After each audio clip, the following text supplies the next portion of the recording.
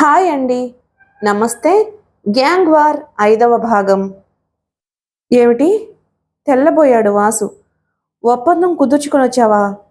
మంగుమియాతో ఒప్పందం కుదుర్చుకున్నావా? తన ముందున్న శంకర్లో ఏదో భూతం హఠాత్తుగా ప్రవేశించినట్లు వెనక్కి జరిగాడు వాసు.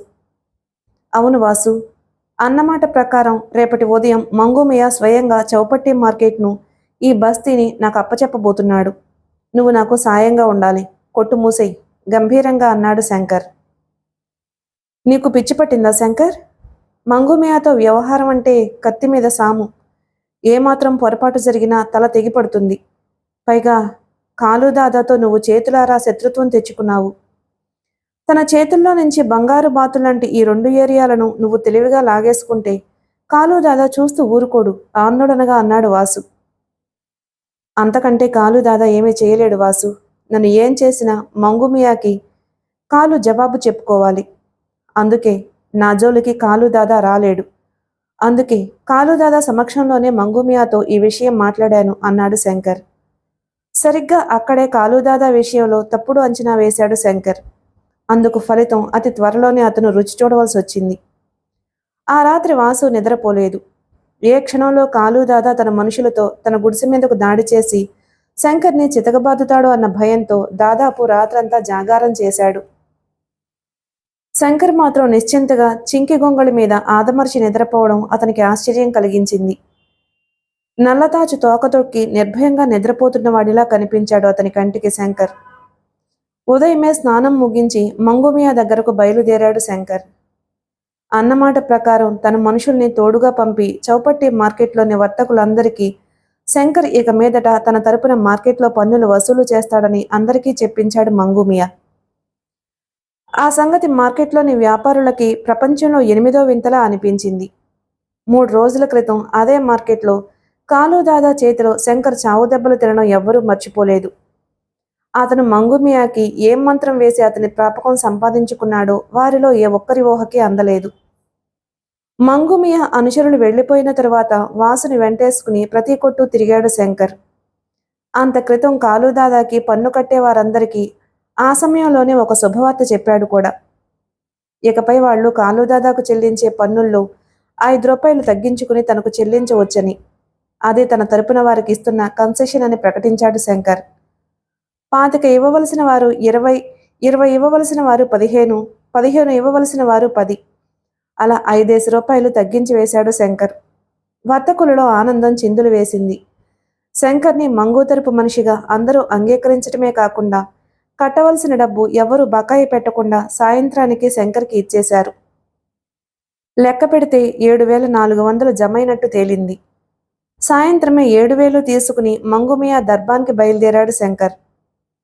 తన చేతికి 7,000 అందించిన శంకర్ని మెచ్చుకోలుగా చూశాడు మంగుమియా.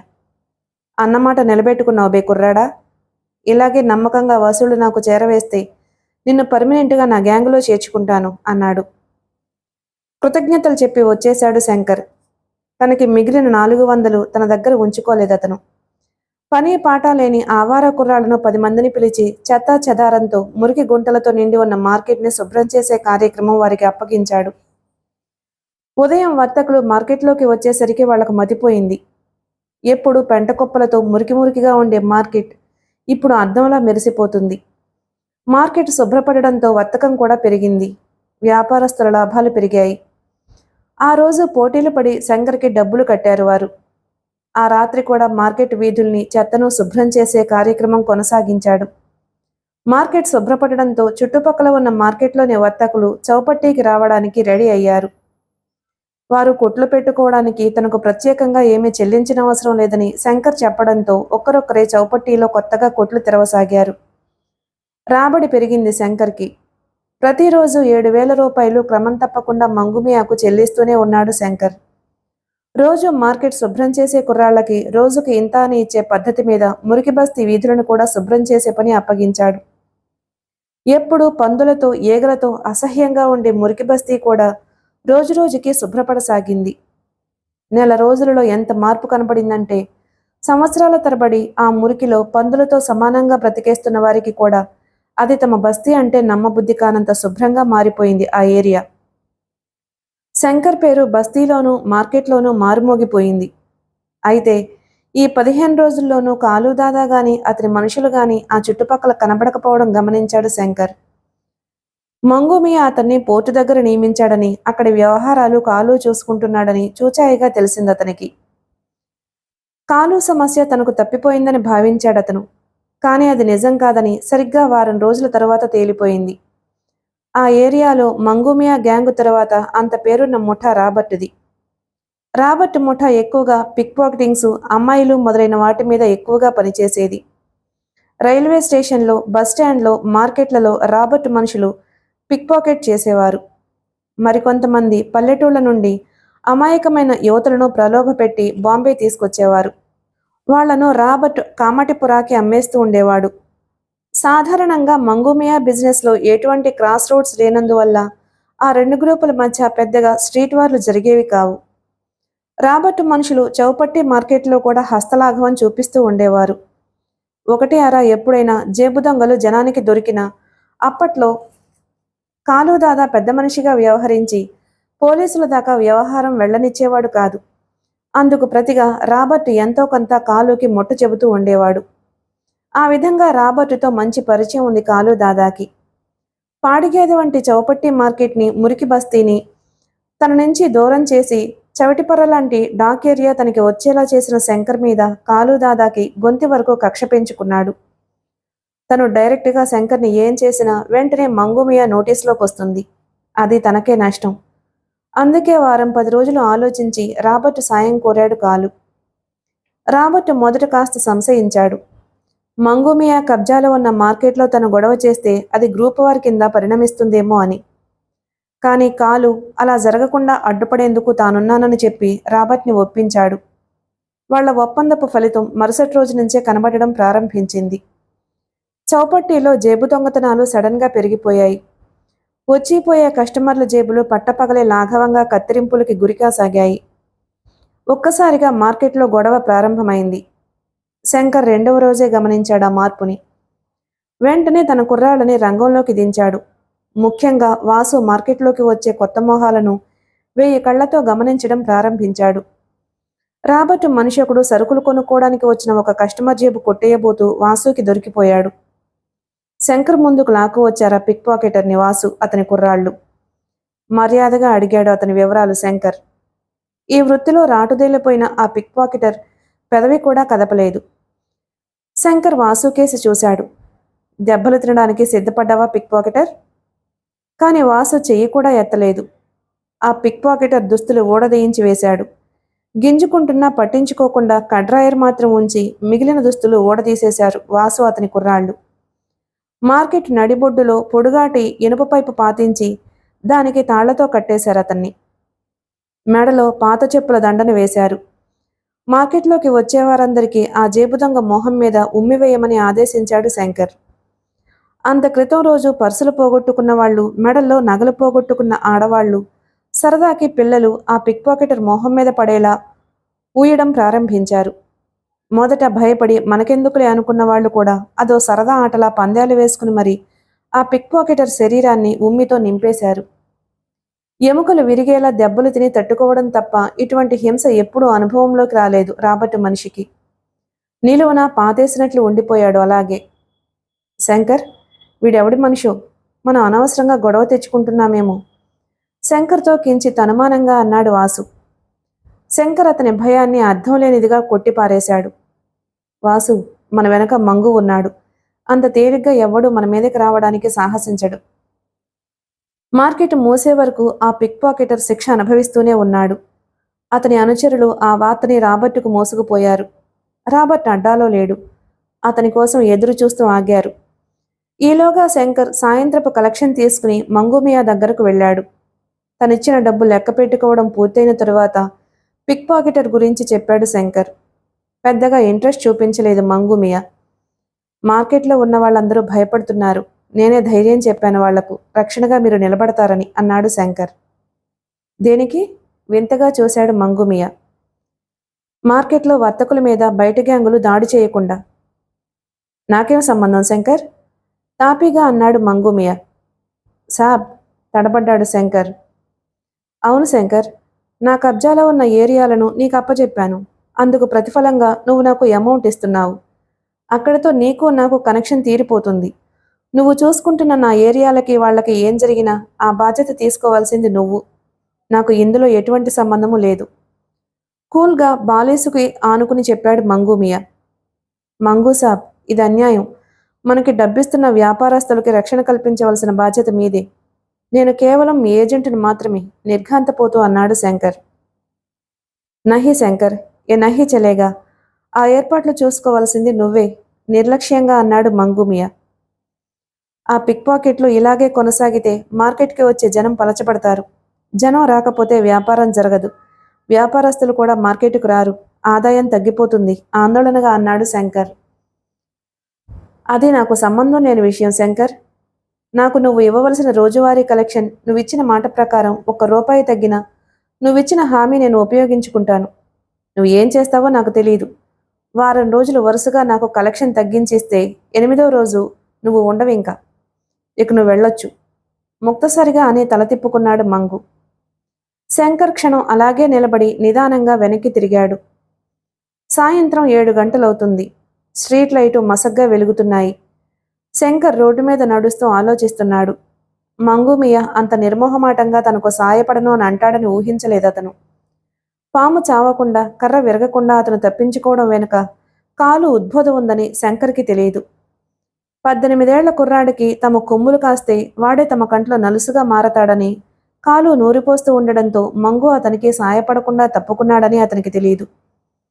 పిక్ పాకెటింగ్లు అరికట్టడానికి ఏం చేయాలో ఆలోచిస్తూ మార్కెట్ సమీపానికి వచ్చాడు శంకర్. కొట్లు కట్టేసే వేళ అయింది. జనం బాగా పలచబడ్డారు. దూరం నుండి ఆ సంరంభం కనబడుతుంది. అదే సమయంలో 2 జీపులు మార్కెట్లోకి దూసుకురావడం గమనించగానే అతని మనసు కీడును శంకించింది. అతను కంగారు పడి పరిగెత్తేలోపే జీపులోంచి కిందకి దూకారు రాబట్టు మనుషులు. సైకిల్ చైన్లు, పొడుగాటి ఇనుప పైపులు, యాసిడ్ బాటిల్స్తో కిందకు దిగగానే కొట్ల మీద దాడి చేశారు. హాహాకారాలు మార్కెట్ని ముంచెత్తాయి. కొట్లలోని వర్తకులని బయటికి లాగి మరీ చైన్లతోటి చావబాదారు. ఆ గోండాల ఇనుప పైపులు కనబడిన వర్తకుణ్ణి వదిలిపెట్టకుండా వీరవిహారం చేశాయి. యాసిడ్ బాటిల్స్ పిచ్చుకల్లా గాలిలో నాట్యాలు చేశాయి. శంకర్ ఆవేశంగా మార్కెట్ను సమీపించేలోపే ఒక సందులో నుంచి మెరుపుల ఒక జత చేతులు అతన్ని లాగేశాయి. శంకర్ పడబోయి నిలదొక్కుని చూశాడు. వాసు, వాసు, ఇక్కడే ఆగి చోద్యం చూస్తున్నావా? అక్కడ ఏం జరుగుతుందో చూడలేదా? ఆయాసం, ఆవేశం కలగాపులగం కాగా అరిచాడు శంకర్. చూశాను శంకర్, అందుకే నిన్ను ఇక్కడే ఆపేశాను. నువ్వు ఇప్పుడు మార్కెట్లో కాలు పెడితే బతకనెవరు. నువ్వు వెళ్ళొద్దు. కానీ మనల్ని నమ్ముకున్న వాళ్ళని మనం ఇప్పుడు రక్షించగలమా?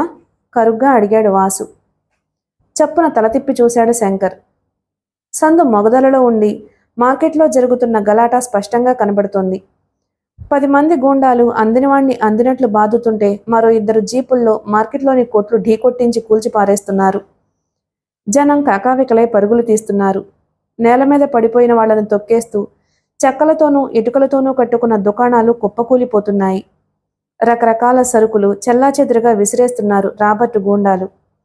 10 నిమిషాలలో భూకంపం వచ్చినట్టు మారిపోయింది మార్కెట్. అదే సమయంలో ఎక్కడి నుండో పోలీసు సైరన్లు వినరావడంతో రాబర్ట్ మనుషులు ఆగి జీపులకేసి పరిగెట్టారు. తమ అనుచరుణ్ణి బంధవిముక్తుని చేయడంతో అతన్ని కూడా వెంట పెట్టుకుని జీపులు ముందుకు దూకించి మాయమయ్యారు వాళ్ళు. శంకర్ వాసుని విదిలించుకుని మార్కెట్లోకి పరుగు తీశాడు. కాళ్లు విరిగి, చేతులు విరిగి, యాసిడ్తో ఒళ్ళు మొహాలు కాలి మూలుగులతో నేల మీద దొర్లుతున్నారు వర్తకులు, మార్కెట్కి వచ్చిన అమాయక పౌరులును. శంకర్ గుండె మండిపోయింది ఆ దృశ్యం చూడగానే. చిన్నపిల్లల తినుబండారాలు అమ్ముకునే ఒక ముసలి అవ్వ తల నుంచి కారుతున్న రక్తం చేత్తో అదుముకుంటూ లేవడానికి ప్రయత్నించడం చూసి ఆమె దగ్గరకు పరిగెత్తి చెయ్యి అందించబోయాడు. ఆ వృద్ధురాలు రక్తంతో తడిసిన తలను పైకెత్తి చూసింది. మాయి, బాధగా పిలిచాడు శంకర్. కౌన్? శంకర్, నువ్వా? ఇప్పుడొచ్చావా? మా దగ్గర డబ్బు దండుకుని మాకు ఎటువంటి గోండాల భయము ఉండదని హామీలిచ్చి సర్వనాశనం అయిన తరువాత ఏ మొహం పెట్టుకుని వచ్చావు? నీ మొహం ఎక్కడెవరికీ చూపించకు. నికల్ జావు. నమక్ హరాం, నికల్ జావు. తుపుక్కున అసహ్యాన్ని క్రోధాన్ని కలగలిపినట్లు ఊసిందామె. రక్తంతో తడిసిన ఉమ్మి శంకర్ మొహం మీద పడింది. శంకర్ స్థాణువులా ఉండిపోయాడు. జీవితంలో మొదటిసారి శంకర్లో మానవత్వం ఆ క్షణాన చచ్చిపోయింది. దెబ్బతిన్న పులిలా పచార్లు చేస్తున్నాడు శంకర్. ఆ క్షణాన అతని మీసాలు అప్పుడే వస్తున్న ఒక యువకుడిలా లేడు. దక్షయజ్ఞంలో ఆవహించబడిన గరళకంఠుడిలా ఉన్నాడు. వాసు సైతం ఉదయం నుంచి అతన్ని పలకరించడానికి భయపడుతున్నాడు. క్రితం రాత్రి రాబర్ట్ గ్యాంగు చౌపట్టి మార్కెట్లో సృష్టించిన మారణహోమం ఇంకా పచ్చిగా ఉంది శంకర్ గుండెల్లో. ఫార్మాలిటీ కోసం పోలీసులు వచ్చారు, కేసు రాసుకున్నారు. అది అంతకు మించి అంగుళం కూడా ముందుకు సాగదని అతనికి తెలుసు. ఉదయమే మంగుమియాని కలుసుకుని రాబర్ట్ గ్యాంగ్ మార్కెట్లో సృష్టించిన మారణకాండ గురించి చెప్పి సాయం అడిగాడు శంకర్. నిర్ద్వంద్వంగా సాయం చేయనని చెప్పాడు మంగు. పైగా అతని ఒప్పందం గురించి మరోసారి హెచ్చరించాడు కూడా. మార్కెట్లో జరిగిన గొడవలో దెబ్బలు తిన్న వర్తకులు ఆ మార్కెట్ నుండి తమ దుకాణాలు ఎత్తివేసేటందుకు ఏర్పాట్లు చేసుకుంటున్నారు. మిగిలిన వాళ్లు కూడా త్వరలో అక్కడి నుంచి వెళ్లిపోయే ప్రయత్నాల్లో ఉన్నారని తెలిసింది. దానికంటే ముఖ్యంగా జనం ఆ మార్కెట్లోకి రావడానికే భయపడుతున్నారు. దీనికంతటికీ కారణం రాబర్ట్ గ్యాంగ్. ఆ దాడి చేసింది వారేనని అందరికీ తెలిసిపోయింది. మంగుమియా కలగజేసుకోవడని కూడా తెలిసిపోయింది. ఇక వర్తకులను శంకర్ ఎలా ఆపగలడు? వాసుకి కూడా శంకర్ ఈ దెబ్బ నుంచి తేరుకోవడం అసాధ్యం అనిపించింది. రెండు బలమైన ఎనుబోతుల మధ్యన లేగదోడలా శంకర్ నలిగిపోక తప్పదని భయపడ్డాడు కూడా. సాయంత్రం వరకు మంచినీళ్లు కూడా తాగకుండా ఆలోచనల్లో ఉన్న శంకర్ క్రమంగా ఒక నిర్ణయానికి వచ్చాడు. వాసు! పిలుపు కాదది, గర్జన. వాసు పరిగెత్తుకొచ్చాడు. ఏమిటి శంకర్? మన దగ్గర మొత్తం డబ్బు ఎంత పోగైంది? 6-7 వేలు తటపటాయించి చెప్పాడు వాసు. నిస్పృహగా తలవిదిలించాడు శంకర్. అది సరిపోకపోవచ్చు, గొణిగాడు. దేనికి శంకర్? పిస్టల్ కొనడానికి. అదిరిపడ్డాడు వాసు. ఆ రోజుల్లో మాఫియా గ్యాంగుల్లో కూడా పిస్టల్స్ చాలా అరుదుగా ఉపయోగించడం జరిగేది. అందుకు కారణం ఒకటి దాని ఖరీదు, రెండవది పిస్టల్ సంపాదించడం ఆ రోజుల్లో కష్టమైన పని కావడం. పిస్టల్స్, గన్లు రహస్యంగా ఇంగ్లాండ్ నుంచి స్మగుళ్లు చేసే ఒక స్మగ్లర్ గురించి శంకర్కి తెలుసు. అతను కూడా అడిగిన వెంటనే పిస్టల్ ఇవ్వలేదు. కనీసం 2 నెలలు ఆగాలి, డబ్బు మొత్తం చెల్లించాలి. ఆ రోజుల్లో ఒక ఆర్డినరీ పిస్టల్ 20,000 రూపాయలు పలికేది. అయినా ఆ మారణాయుధాల వాడకం బాగా తెలిసిన వాళ్లు గ్యాంగ్లో అరుదుగా ఉండేవారు. మంగుమియా వంటి డాన్కి కూడా గురి చూసి పిస్టల్ పేల్చడం రాదు. కేవలం ఒక గ్యాంగు నాయకుడి హోదా కోసం ఒక పిస్టల్ని తన దగ్గరే ఉంచుకునేవాడంటే అప్పట్లో నేర ప్రపంచం ఎలా ఉండేదో అర్థం చేసుకోవచ్చు.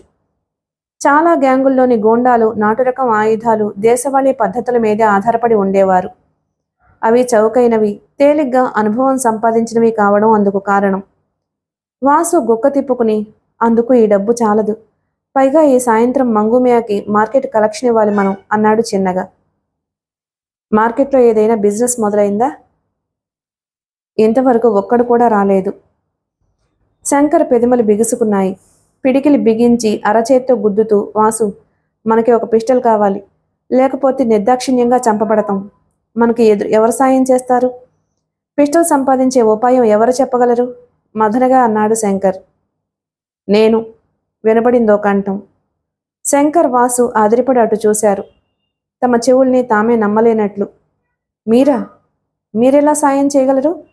తేరుకుంటూ అడిగాడు శంకర్. ఒక ప్రదేశంలో 3 సంవత్సరాల క్రితం దాయబడి ఉన్న ఒక మెషిన్ గన్ రహస్యం మీకు చెప్పడం ద్వారా, బలహీనంగా ఉన్న దృఢమైన కంఠంతో అన్నాడతను. 2వ ప్రపంచ యుద్ధం పూర్తయిన తరువాత జరిగిందా సంఘటన.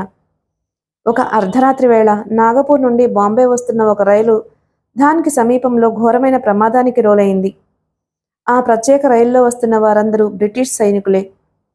యుద్ధం కోసం ఇండియాలో ఉన్న తమ సేనలను ఇంగ్లాండ్ రప్పించిన బ్రిటిష్ ప్రభుత్వం యుద్ధం పరిసమాప్తి కావడంతో ఆ సేనలను తిరిగి ఇండియా పంపుతూ ఉండగా బాంబే వస్తున్న ఒక బెటాలియన్ సైనికులు ఫిష్ ప్లేట్లను తొలగించబడ్డ పట్టాల వల్ల రైలు బోగీలు తల్లక్రిందులు కాగా యాక్సిడెంట్ పాల్పడ్డారు. ఆ రైల్వే స్టేషన్కి సమీపంలో ఉందో సిమెంట్ ఫ్యాక్టరీ. ప్రమాదం సంభవించడం తెలియగానే ఫ్యాక్టరీలోని వర్కర్స్ అందరూ రైలు పట్టాలకేసి పరుగులు తీశారు. ఎవరి చేతికి అందనివి వారు చిక్కించుకున్నారు.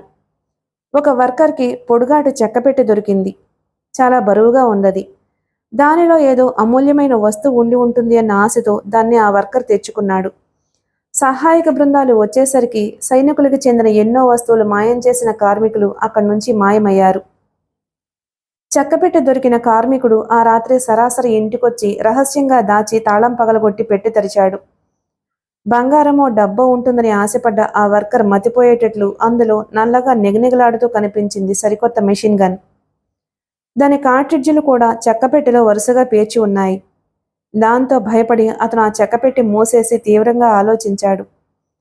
అటువంటి మారణాయుధాన్ని గతంలో చూసి ఉండకపోవడం చేత, దాని గురించి ఎవరికైనా తెలిస్తే ప్రమాదమన్న భయం చేత ఆ రాత్రి అతను ఆ చెక్కపెట్టెతో అక్కడికి సమీపంలో ఉన్న కొండల్లోకి వెళ్ళాడు. చెట్లు పుట్టలతో నిండి ఉన్న ఒక కొండలోయలో ఒక ప్రదేశంలో లోతైన గొయ్యి తీసి ఆ చెక్కపెట్టెను కప్పెట్టాడు. తిరిగి వచ్చేయబోతూ ఎందుకైనా మంచిదని తన చెక్కపెట్టి పాతన చోటుకొచ్చి బండగుత్తులు పెట్టుకుని వచ్చేశాడతను. అతని ఇంటికి వచ్చిన గంటలో పోలీసులొచ్చారు. అతని గుడిసంతా వెదికి ఏమీ లేకపోవడం చేత వదిలేశారు. ఇతర వస్తువులు దొంగిలించిన వారికి మాత్రం దారుణమైన శిక్షలు విధించారు. ఆ వర్కర్ మెషిన్ గన్ రహస్యం తన గుండెల్లోనే సమాధి చేసుకుని దాదాపు మర్చిపోయాడు. ఇన్ని సంవత్సరాల తరువాత శంకర్ మాటలతో ఆ అర్ధరాత్రి సంఘటన అతని కళ్ల ముందుకొచ్చింది. ఆ ఫ్యాక్టరీ వర్కర్ మరెవరో కాదు, చావుకు ఎదురు చూస్తూ కుక్కి మంచం మీద కాలం గడుపుతున్న వాసు తండ్రి. అతను చెప్పిన సంఘటన వినగానే శంకర్ మొహంలో ఉద్వేగం కనిపించింది. మీరా చెక్కపెట్టె ఎక్కడ పెట్టారో గుర్తుందా? ఆ వృద్ధుడు చేయి పట్టుకుని ఆవేశంతో తన నొక్కేస్తున్నానన్న విషయం కూడా స్ఫురణకు రాకపోగా అడిగాడు. బాధ ముంచుకురాగా 1 నిమిషం బాధతో మెలికలు తిరిగాడు వాసు తండ్రి. శంకర్ ఆ కుక్కి మంచానికి ఇరువైపులా మోకాళ్ల మీద కూర్చుని ఆరిపోవడానికి సిద్ధమైన దీపంలా రెపరెపలాడుతున్న ఆ వృద్ధుడి కళ్లల్లోకి ఆశగా చూస్తున్నాడు. బిక్కమొహం వేసుకుని దూరాన నిలబడి చూస్తుంది వాసు చెల్లెలు భాను. బాగా జ్ఞాపకం తెచ్చుకుంటే గుర్తుకు రావచ్చు, గొణిగాడు వాసు తండ్రి. గుర్తుకు తెచ్చుకోండి ప్లీజ్, నా కోసం, మా అందరి కోసం. అతడి కంఠంలో వేడుకోలు. వాసు తండ్రి మెల్లగా తలాడించాడు. ఆ రాత్రి 10 గంటలకి మంగూమియా దగ్గర నుంచి శంకర్కి కబురొచ్చింది. మంగూమియా దర్బార్లో కాలుదాదాతో సహా అందరూ ఉన్నారు. అవహేళన, కొద్దిపాటి వెటకారంతో నిండిన చూపుల ఈటిలు భరిస్తూ మంగూమియా ముందుకు వెళ్ళాడు శంకర్. మంగూమియా పాన్దాన్లో పాన్ ఒకటి ఏరి నోట్లో కుక్కుని శంకర్ కేసి చూశాడు. శంకర్, మార్కెట్ కలెక్షన్ ఈరోజు ఇవ్వలేదే? తాపీగా అడిగాడు. శంకర్ తలెత్తి చూశాడు. మంగూమియాతో సహా అక్కడున్న వారి అందరి కళ్లల్లో కొట్టొచ్చినట్టు కనబడుతోంది హేళన. క్షణం కంటే ఎక్కువసేపు కాలుదాదా మొహం మీద చూపు నిలిపిన శంకర్ గడువు కావాలి అన్నాడు. మంగు సాబ్, నేను ఏ రోజు కలెక్షన్ ఆ రోజు ఇచ్చేవాణ్ణి. ఇలా ఎప్పుడూ గడువు కోరలేదు, కాలుదాదా అన్నాడు వెంటనే. నిజమే మంగు సాబ్, దాదా రోజుల్లో ఎప్పుడూ మార్కెట్లో నిన్న జరిగిన సంఘటన లాంటిది జరగలేదు. కోపాన్ని నిగ్రహించుకుని నిదానంగా అన్నాడు శంకర్. అందుకు కారణం నీ చేతగానితనం శంకర్. మీసాలు రాని ప్రతి కొజ్జనాయాలు దాదాగిరి చేయడానికి బరిలోకి దిగితే ఏమవుతుంది? కాలుదాదా గొంతు వికృతంగా వినపడింది. మంగు సాబ్, కటువుగా అన్నాడు శంకర్. మీకు నేను హామీ ఇచ్చాను, అది నిలబెట్టుకోవడానికి నేను ఎప్పుడూ సిద్ధమే. మీకు నా మీద నమ్మకం ఉంటే మరో 3 రోజులు గడువివ్వండి. లేదంటే మీ ఎదురుగానే ఉన్నాను నేను. నా ప్రాణం తీయడానికి మీరు నిర్ణయించుకుంటే నేను సిద్ధం. నిర్లక్ష్యంగా అడుగు ముందుకు వేశాడు. మంగూమియాకి శంకర్లో ఆ నిర్లక్ష్యమే మొదటి నుంచి నచ్చింది. రౌడీలుగా, దాదాలుగా చలామణి అవుతున్న తమకు కూడా లేని తెగువ శంకర్ అణువులోనూ కనబడుతుంటే నోరు విప్పాడు మంగూమియా. శంకర్, నీ ప్రాణం తీయటం నా చిటికిన వేలి పని. కానీ నీకు అవకాశం ఇస్తున్నాను. 3 రోజుల వరకు నీ కోసం ఎదురు చూడను. నువ్వు అన్నమాట తప్పితే 4వ రోజున నిన్ను క్షమించను. వెళ్ళు. శంకర్ తలదించుకుని ముసిముసి నవ్వు నవ్వుతున్న మంగు మనుషుల్ని చూడకుండా వెనుదిరిగి వచ్చేశాడు. వాసు తండ్రి కుక్కి మంచంలో కళ్ళు మూసుకుని పడుకుని ఉన్నాడు. అతనంత ప్రశాంతంగా ఉండడం చూసి ఏదో అనుమానంతో గబగబా దగ్గరకు వెళ్ళాడు శంకర్. వాసు తండ్రి డొక్కలు కదలడం లేదు. అతని మోహంలో అన్ని రోజుల నుంచి ఏనాడూ శంకర్ చూడని ప్రశాంతత కనబడుతుంది. చప్పున వాసు తండ్రి గుండెల మీద చెయ్యి వేశాడు శంకర్. అతని అనుమానం నిజమే. బాబా! శంకర్ నోటి నుంచి అప్రయత్నంగా వెలువడింది అరుపు. ఆ గుడిసెలో తుఫాన్లా గిరికీలు కొట్టింది. గుడిసె వెనుక గిన్నెలు కడుగుతున్న భాను, బయట వీధిలో ఎవరితోనో మాట్లాడుతున్న వాసు పరుగునొచ్చారు. శంకర్, ఏమైంది? కంగారుగా అడిగాడు వాసు. శంకర్ తలెత్తాడు. వాసు, మీ నాన్న చచ్చిపోయాడు.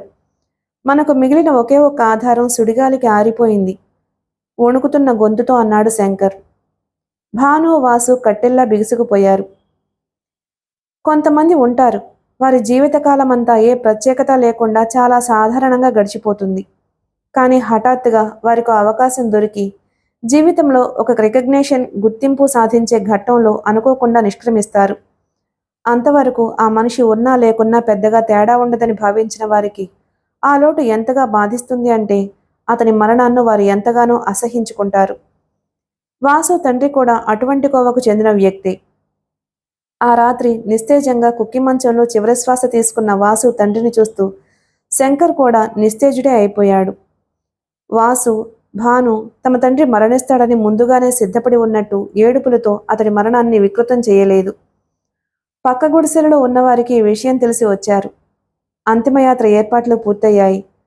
గొప్పగా ఏర్పాట్లంటూ లేవు. పాత గోనె పట్టాలలో శవాన్ని చుట్టి వెదురుకర్రలతో తయారు చేసిన పాడ మీద కట్టి మోసుకుపోయారు సముద్ర తీరానికి. అక్కడ అంత్యక్రియలు పూర్తయిన తరువాత అర్ధరాత్రి ఇంటికి తిరిగొచ్చారు శంకర్, వాసు. గుడిసెలో కుక్కి మంచం ఖాళీగా ఉంది. భాను ఒక మూల ముడుచుకుని కూర్చుని ఉంది. విషాదానికి అతీతంగా ఆ రాత్రి ఆ గుడిసెలో చాలా ప్రశాంతత అలుముకుంది. తమ ఊనికి తమకు అప్పుడప్పుడు తెలియజేసే వృద్ధుడి దగ్గు వినబడకపోవడం చాలా కొత్తగా అనిపిస్తుంది. పడుకో వాసు. వాసు భుజం తట్టి గుడిసె బయటకొచ్చాడు శంకర్.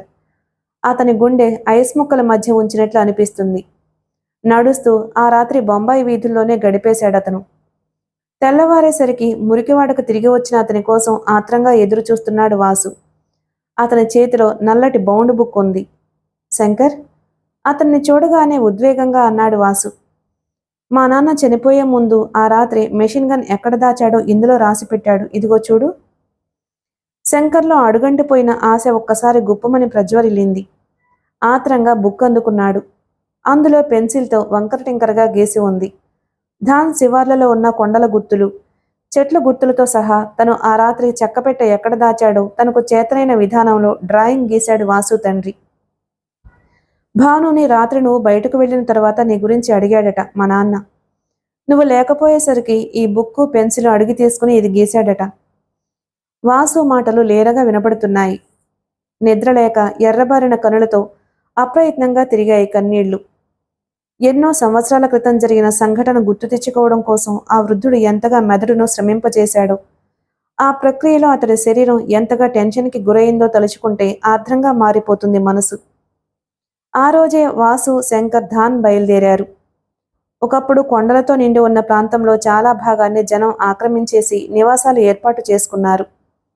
వాసు తండ్రి గీసిన గుర్తులు చాలా వరకు లేవు. పట్టుదలగా వెదగడం ప్రారంభించారు వారు. సాయంత్రం అయిపోయినా వారి అన్వేషణ ఫలించలేదు. చెక్క బాక్స్ కప్పెట్టిన ప్రదేశంలో 8 రాళ్లను గుర్తుగా పెట్టినట్లు రాశాడు వాసు తండ్రి. ఆ గుర్తులు ఎక్కడా కనబడడం లేదు. చీకట్లు పడుతున్నాయి. అలసటగా ఒక రాతిబండ దగ్గర కూలబడ్డాడు శంకర్, వాసు. ఆశ, నిరాశలు రెండూ ఒకదాని వెంట ఒకటి పోటీపడి వారితో ఆడుకుంటున్నాయి. శంకర్ చీకట్లో అలుముకుంటున్న రాతిబండలని చూస్తూ తల తిప్పాడు. దూరంగా ఒక పొద అతన్ని ఆకర్షించింది. అతనికి తెలియకుండానే అడుగులు అటుకేసి పడ్డాయి. నేలంతా పాకి అల్లుకుపోయిన ఆ పొద ముందు ఆగి కాలితో తడిమాడు. గరుకుగా తగిలాయి బండరాళ్లు. చప్పున పొద ముందు కూర్చుని దాన్ని బలంగా పక్కకి వంచాడు. డైమండ్ ఆకారంలో పేర్చబడ్డ బండరాళ్లు కనిపించాయి. వాసు, అరిచాడు శంకర్. వాసు క్షణంలో అక్కడికి చేరాడు. ఇద్దరూ అతి కష్టం మీద పొదను పెకలించి వేశారు. రాళ్లను జాగ్రత్తగా తొలగించారు. నేల చిన్న దెబ్బ కట్టినట్లు ఉబ్బెత్తుగా కనపడింది.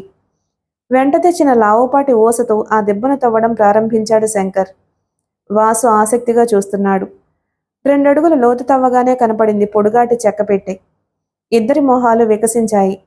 చకచకా మట్టిని పెళ్లగించి ఆ చెక్కపెట్టె బయటికి లాగారిద్దరు. చాలా పాతకాలపు చెక్కపెట్టె అది. మట్టి దులిపి మెల్లగా తెరిచాడు శంకర్. చీకటిలో కూడా వాళ్ల కంటికి స్పష్టంగా కనపడింది చెక్కు చెదరకుండా మెషిన్ గన్. సంవత్సరాలు గుప్తంగా ఖననం చేయబడ్డ మెషిన్ గన్ లోపలి భాగాలు చాలా వరకు తుప్పుపట్టిపోయాయి. దాన్ని యథాతథంగా వాడడం అసాధ్యం. కార్ట్రిడ్జీలు మాత్రం వాతావరణ ప్రభావానికి ఎటువంటి హాని పొందలేదు. గుడిసెలో గుడ్డులైటి వెలుతురులో ఆ మెషిన్ గన్నుని పరిశీలించి నిస్పృహగా తలవేలాడేశాడు శంకర్. అతడి నిస్పృహను గమనించి, శంకర్, ఈ గన్స్ని రిపేర్ చేసే వ్యక్తి ఒక అతను నాకు తెలుసు. అతనికి ఇది ఇస్తే బాగు చేసి ఇస్తాడు, చెప్పాడు వాసు. ఎన్ని రోజులు పడుతుంది అడిగాడు శంకర్. చెప్పలేం, ఆ విషయం అతనే చెప్పాలి. ఇద్దరూ మరుసటి రోజు ఉదయం మెషిన్ గన్ని రహస్యంగా వాసు చెప్పిన మనిషి దగ్గరకు తీసుకువెళ్లారు. అతను ఆ మెషిన్ గన్ చూసి తెల్లబోయాడు. చాలా ఓల్డ్ మోడల్. ప్రస్తుతం ఇటువంటి మెషిన్ గన్లు మార్పులు చేయబడి ఉపయోగించబడుతున్నాయి. ఫ్రెంచి తయారీ. మెషిన్ గన్ పరిశీలించి అన్నాడతను. ఇది ప్రస్తుతం ఉపయోగపడుతుందా అడిగాడు శంకర్. ఎందుకు ఉపయోగపడదు? మెషిన్ గన్ వాడకపోవడం, క్లీనింగ్ లేకపోవడంతో తుప్పు పట్టింది. ఒకసారి ఓడదీసి క్లీన్ చేస్తే సరిపోతుంది. ఎన్ని రోజుల్లో నాకు బాగు చేసి ఇవ్వగలవు? 24 గంటల్లో దీన్ని పర్ఫెక్ట్ కండిషన్లోకి తీసుకొచ్చిస్తాను. శంకర్ తేలిగ్గా ఊపిరి పీల్చుకున్నాడు. ఆ రోజు కూడా మార్కెట్ కండిషన్ నార్మల్కి రాలేదు.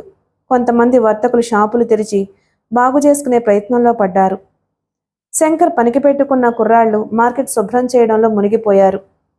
చాలా కొద్ది మంది మాత్రం మార్కెట్లో కొనుగోలుకొచ్చారు. మందకొడిగా సాగింది వ్యాపారం. కలెక్షన్కి వెళ్లొద్దని శంకర్ వాసుకి ఇన్స్ట్రక్షన్స్ ఇచ్చాడు. తమ వెళితే వర్తకులు మొహం మీద ఉమ్మేయడానికి వెనకాడరని అతనికి తెలుసు. ఆ రాత్రి మంగూమియా మనిషి శంకర్ గుడిసె దగ్గరకొచ్చాడు. మరొక్కరోజే గడువు మిగిలిందని కాలుదాదా గుర్తు చేయమన్నాడు. చెప్పి కామ్గా వెళ్లిపోయాడా మనిషి. శంకర్ తెల్లవారగానే వెళ్ళాడు. మెషిన్ గన్ పార్ట్లన్నీ ఓడదీసి ఆయిల్లో నానబెట్టి ఉంచాడు రిపేరర్. అతనికి ఆర్డినరీ గన్స్ రిపేర్లో విపరీతమైన అనుభవం ఉంది. అండర్ వరల్డ్లో చాలామంది డాన్ల తుపాకీలు అతనే రిపేర్ చేసి ఇస్తూ ఉండేవాడు. కానీ మెషిన్ గన్ తన దగ్గరకు రావడం అతనికి ఇదే మొదటిసారి. శంకర్ అతనితో పాటే కూర్చున్నాడు. ఒక్కో పార్ట్ని ఎంతో జాగ్రత్తగా పరీక్షిస్తూ అసెంబుల్ చేయడం ప్రారంభించాడు మెకానిక్. మధ్యాహ్నానికి గన్ను పూర్తిగా బిగించేశాడతను. దానికి సరిపడే డమ్మీ కార్ట్రిడ్జ్లు ఉపయోగించి మెషిన్ గన్ ఫైర్ చేసి ప్రయోగాత్మకంగా చూశాడతను. సంతృప్తికరంగా అది పనిచేయడం గమనించాడు శంకర్. ఒరిజినల్ కార్ట్రిడ్జ్లు ఉపయోగిస్తే రెట్టింపు ధ్వని, కాంతి వస్తాయని మెకానిక్ ద్వారా తెలుసుకున్నాడతను. అతనికి రిపేర్ ఛార్జీలు భారీగా చెల్లించి మెషిన్ గన్తో బయలుదేరాడు ఇంటికి శంకర్. రాబర్ట్ అడ్డా బజార్ గేట్లో ఉంది. రాబర్ట్ అనుచరుల్లో ముఖ్యమైన వాళ్ళందరూ ప్రతిరోజు అడ్డాలో రాబర్ట్ని కలుసుకోవడం ఆనవాయితీ. రకరకాల కార్యక్రమాల వల్ల ఆ రోజు కలెక్ట్ అయిన మొత్తాన్ని లెక్కలు వేసుకోవడం, అనుచరుల భవిష్యత్తు కార్యక్రమాలు నిర్ణయం చేయడం వంటివి అడ్డాలో రాబర్ట్ నివాసం ముందున్న తోటలో జరిగిపోతూ ఉంటాయి. ఆ రోజుల్లో అంటే 1951వ సంవత్సరంలో బాంబేలో కనీసం 25 పెద్ద ముఠాలు, 50 వరకు చిల్లర ముఠాలు ఉండేవి. కాలక్రమంలో ముఠాల మధ్య చెలరేగిన అంతర్యుద్ధాలు, ఆధిపత్యాలు, తగాదాలు వీధిన పడడంతో గ్యాంగ్ వార్ అనివార్యం కాగా చాలా ముఠాలు తుడిచిపెట్టుకుపోయాయి. చిన్న ముఠాలు బలవంతుడైన నాయకుడి అండకుపోయి కలిసిపోయాయి. అలా తిరుగుతూ పోయి కేవలం 5 ముఠాలు బలమైనవిగా ఆ తరువాత ఉద్భవించాయి. రాబర్ట్ ముఠా అప్పట్లో పెద్దదే. అతని గ్యాంగులో సొంత మనుషులే 10 మందికి పైబడి ఉండేవారు.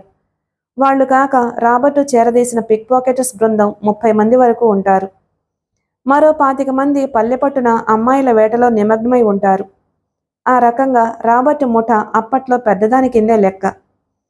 ఆ రాత్రి ఎప్పట్లాగానే ఫేమ్ కుర్చీలో కూర్చుని తన ఆంతరంగికుడు నాయక్ చెబుతున్న కలెక్షన్ వివరాలు వింటున్నాడు. వారి అతిథిగా ఆ రాత్రి అక్కడికి వచ్చిన కాలుదాదా మాత్రమే కాక రాబర్ట్ అనుచరులు 7-8 మంది పిక్ పాకెటర్స్ బృందం, మరో 10 మంది నేల మీద కూర్చుని ఉన్నారు. రాత్రి 8 గంటల వేళ ఎవరో పొడుగాటు వ్యక్తి తోటలోకి రావడం గమనించాడు రాబర్ట్. ఎవరు బే వచ్చేది? కళ్ళు చికిలించి అడిగాడు. అందరూ అటు తిరిగారు. కాలు కళ్ళు మతాబుల్లా వెలిగాయి. రాబర్ట్ భాయ్, శంకర్ బచ్చా వస్తున్నాడు. శరణు కోరడానికి అనుకుంటా నవ్వాడు కాలు. శంకర్ అంటే ఈ కుర్రాడా? పాన్ని నేల మీద తుపుక్కున ఊశాడు రాబర్ట్. వీణ్ణి బచ్చాగాడని తీసేయకు. వీడి బుర్రలో ఆటం బాంబు లాంటి ఆలోచనలు చాలా ఉన్నాయి. వీణ్ణి ముదరనిస్తే భవిష్యత్తులో బాంబేలో మనలాంటి వాళ్లకు నీళ్లు కూడా పుట్టనివ్వడు సీరియస్గా అన్నాడు కాలు దాదా. అలాగా? అయితే వీడిని మొక్కలోనే తుంచేయాలి. వాడి సంగతి చూడండి బే. మరో పాన్ అందుకుంటూ తాపీగా పురమాయించాడు తన మనుషుల్ని. నడుములకు చుట్టుకున్న చైన్లను చేతుల్లోకి తీసుకున్నారు. జేబుల్లో వంగి ఉన్న నైఫ్లు వెలుగులో మెరిశాయి. 6 రౌడీలు శంకర్ ముందుకు పోయారు. చీకటి శంకర్ వెనకవైపు ఎంతగా ఆవరించుకుంది అంటే శంకర్ వీపుకు వేలాడుతున్న మెషిన్ గన్ వారు ఎవరి కళ్ళకి స్పష్టంగా కనబడలేదు. శంకర్ ఆగిపోయాడు. అతనికి 4 అడుగుల దూరంలో రౌడీలు పులిగుహలోకి వచ్చిన లేడిపిల్లను చూస్తున్నట్టు చూస్తున్నారు. శంకర్ శరీరాన్ని చీరేయడానికి చైన్లు, చీల్చేయడానికి కత్తులు రెడీగా ఉన్నాయి. శంకర్ ఉన్నట్టుండి చప్పున మెషిన్ గన్ చేతుల్లోకి తీసుకున్నాడు. రాబర్ట్కి, అతని అనుచరులకి ఏం జరుగుతుందో అర్థమయ్యేలోగా గుడ్డిగా మెషిన్ గన్తో ఆ గుంపు మీదకి కాల్పులు జరిపాడు శంకర్. గోడ కట్టినట్లు శంకర్ ఎదురుగా నిలబడి ఉన్న 6గురిలో 3 పిట్టల్లా రాలిపోయారు. రాబర్ట్ అదిరిపోయి లేచి పరిగెత్తబోయాడు. ఫైరింగ్ ఆపలేదు శంకర్. పరిగెడుతున్న రాబర్ట్ శరీరాన్ని మెషిన్ గన్ బుల్లెట్లు ఆకలిగా తాకాయి. రాబర్ట్ నేలకూలిపోయాడు రక్తపు మడుగులో. కాలు దాదా ప్రాణాలు రక్షించుకునే ప్రయత్నంలో బుల్లెట్ల ధాటికి నేలకూలిపోయాడు. పిక్ పాకెటర్లు భీతవాహంగా పరుగులు తీశారు. శంకర్ విచక్షణారహితంగా 4 కార్ట్రిడ్జిల్లోని బుల్లెట్లు మొత్తం ఖాళీ చేసేశాడు. భీభత్సం, ఆర్తనాదాలు, రక్తపు మడుగులు, చావుబతుకుల్లో కొట్టుకుంటున్న మనుషులు. వాసు పరిగెత్తుకొచ్చాడు. చాలు శంకర్, ఇక చాలు. అప్పటికి శాంతించాడు శంకర్. అతని చూపుడు వేలు నొప్పి పెడుతూ ఉండగా తోటంతా కలియ చూశాడు. రాబర్ట్, కాలుదాదా ఇద్దరు ఆ క్షణమే చచ్చారు. మిగిలిన వాళ్లల్లో బ్రతికే అవకాశాలు ఎవ్వరికీ లేవు. టేబుల్ మీద క్యాష్ బ్యాగులకేసి నడిచాడు శంకర్. వారం రోజుల కలెక్షన్స్, నోట్ల కట్టలు దొంతరగా సర్ది ఉన్నాయి బ్యాగులో. దాన్ని అందుకున్నాడు శంకర్. పదవాసు, గంభీరంగా అని వెనక్కి తిరిగాడు. వెచ్చని రక్తం వాసన గాలిలో తేలి ఆ ప్రాంతంలో కలిసిపోసాగింది మెల్లగా. మిగిలిన కథ తరువాయి భాగంలో విందాం. Please like and subscribe my channel. Thank you.